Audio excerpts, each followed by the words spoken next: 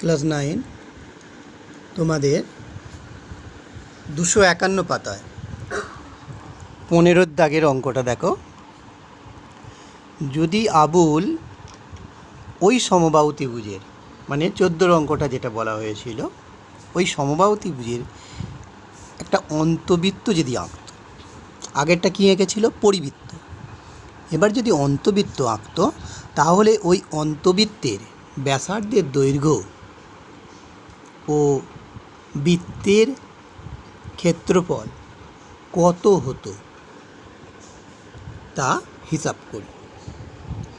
সমবাহু ত্রিভুজের অন্তবৃত্তের ব্যাসার্ধের দৈর্ঘ্য ওডি,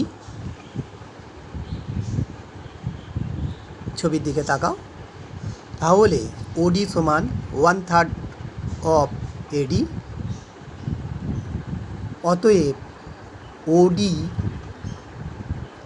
সমান 1/3 ইন্টু এডি বাহুটার দৈর্ঘ্য। এডি বাহুর দৈর্ঘ্য দেখো আমরা আগেই পেয়ে গেছি 14 নম্বর অঙ্কে 3√3 সেমি। তাহলে কাটাকুটি করলে 3 কেটে গেল সমান √3 সেমি। অতএব অন্তবৃত্তের ব্যাসার্ধের দৈর্ঘ্য √3 সেমি। তাহলে অন্তবৃত্তের ক্ষেত্রফল, বৃত্তের ক্ষেত্রফল πr², এখানে আর হলো √3, তাহলে √3 হোল স্কোয়ার সমান 22/7 ইন্টু √3 হোল স্কোয়ার মানে দুটো √3 হোল স্কোয়ার মানে একটা 3, তাহলে 3/22 66/7 অত বর্গ সেমি সমান 9×3=7 বর্গ সেমি।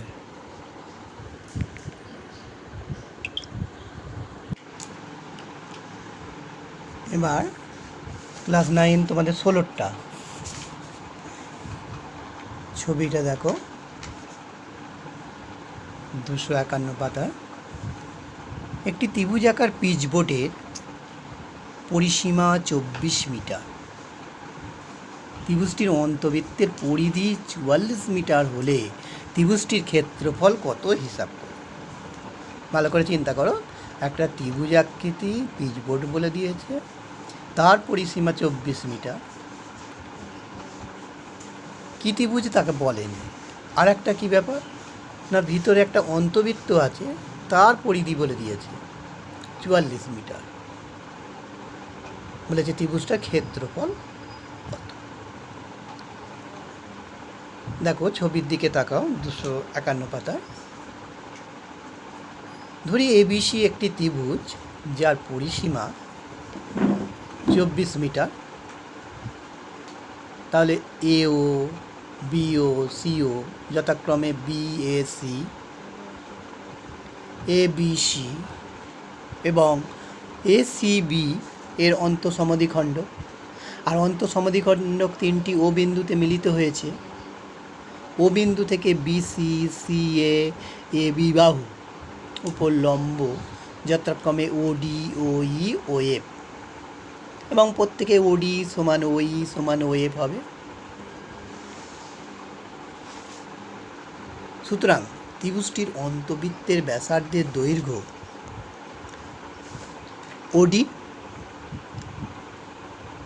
ধরি অন্তবৃত্তের ব্যাসার্ধের দৈর্ঘ্য আর মিটার,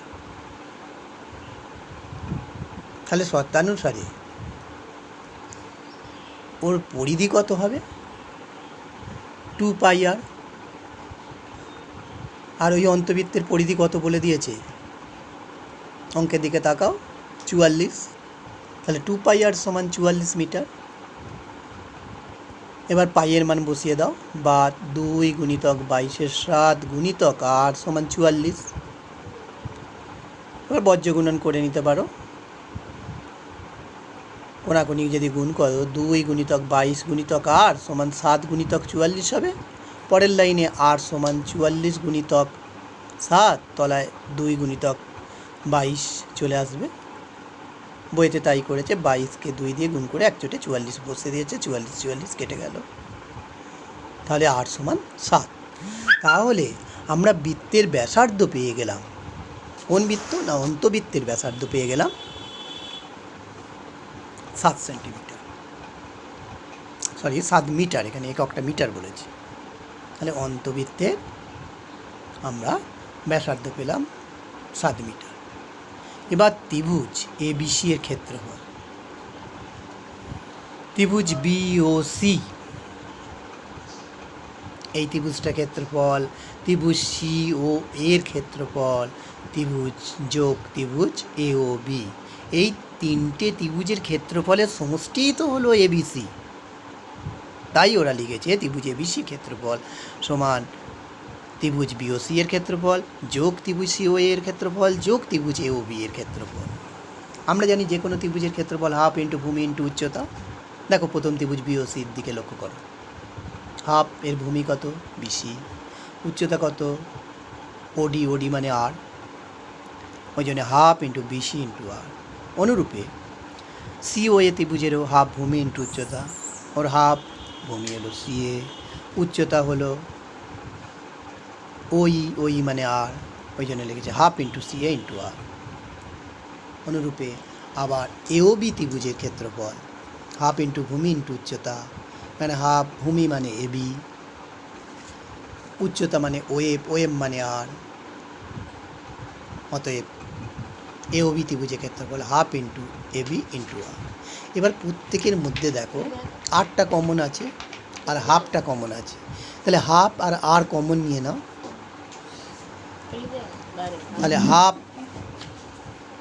ইন্টু আর ইন্টু বিসি যোগ সিএ যোগ এবি অত বর্গমিটার। এবার বিসি সিএ এবি ত্রিভুজের পরিসীমা বলে দিয়েছে, তো ত্রিভুজের পরিসীমা মানে তিনটে বাহুর যোগফল, তিনটে বাহুর যোগফল তো কত বলেছে 24 মিটার, বসে গেল। তাহলে হাফ ইন্টু 24 আর আর এর মান বসিয়ে দাও, আর কত আমরা আগেই বার করে নিয়েছি, আর হলো 7 মিটার। তাহলে হাফ ইন্টু 24 ইন্টু 7 অত বর্গমিটার। কাটাকুটি করো, 2কে 24 দিয়ে কাটাকুটি করলে 12, আর 12কে 7 দিয়ে গুণ করলে 84 বর্গমিটার। অতএব ত্রিভুজটির ক্ষেত্রফল 84 বর্গমিটার। অঙ্কটা খুব ইন্টারেস্টিং অঙ্ক এবং ইম্পর্টেন্ট অঙ্ক। এখান থেকে ত্রিভুজের ক্ষেত্রফল বলে দিয়েছিল, নির্ণয় করতে কী কী বলে দিয়েছিল, বলে দিয়েছিল ত্রিভুজের একটা পরিসীমা থাকবে, আর ওই ত্রিভুজের মধ্যে একটা অন্তবৃত্ত যার পরিধি বলে দিয়েছিল 44 মিটার। এখান থেকে আমরা কিভাবে অঙ্কটা করলাম সেটা তোমরা আশা করি প্রত্যেকে বুঝতে পেরেছ।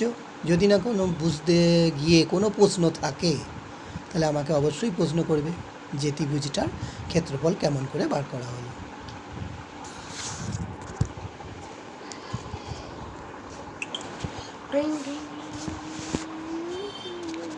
এবার আসছি 17টা, 251 পাতা 17টা।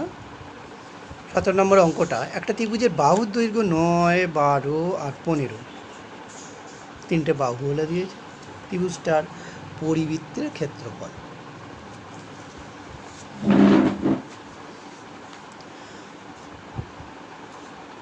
ছবির দিকে তাকাও, আমরা যে ত্রিভুজটা এঁকেছি সেই ত্রিভুজের তিনটে বাহু বলে দিয়েছি। 9 স্কোয়ার যোগ 12 স্কোয়ার সমান কত হচ্ছে না, 9 9 81 আর 12 12 144 সমান 225। 225 মানে 15 স্কোয়ার। তার মানে দুটো বাহুর বর্গের সমষ্টি তৃতীয় বাহুর বর্গের সাথে সমান হচ্ছে। এ থেকে আমরা জানি যে অতিভুজের হোল স্কোয়ার সমান লম্ব স্কোয়ার প্লাস ভূমি স্কোয়ার, নিশ্চয়ই ত্রিভুজটা হবে সমকোণী ত্রিভুজ।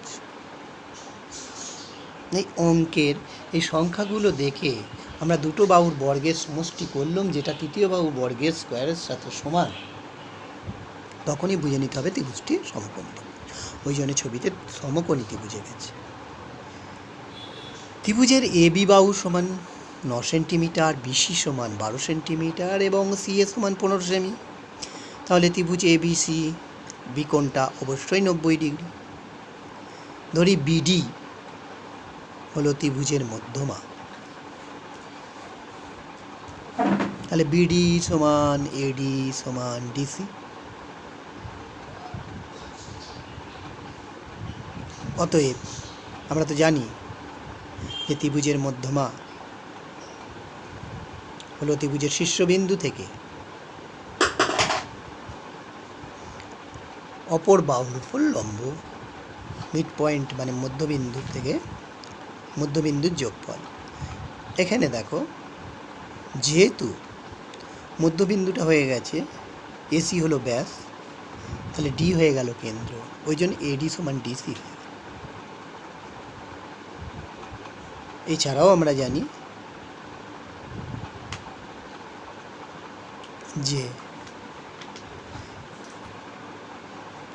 বিডি সমান এডি সমান ডিসি, কারণ এরা প্রত্যেকেই হলো বৃত্তের ব্যাসার্ধ। অতএব এবিসি ত্রিভুজের পরিবৃত্তের ব্যাসার্ধের দৈর্ঘ্য হবে কত? এসি হলো 15, তার অর্ধেক 15/2 সেমি। সুতরাং এবিসি ত্রিভুজের পরিবৃত্তের ক্ষেত্রফল কত হবে? যে কোনো ত্রিভুজের ক্ষেত্রফলের ফর্মুলা আমরা জানি,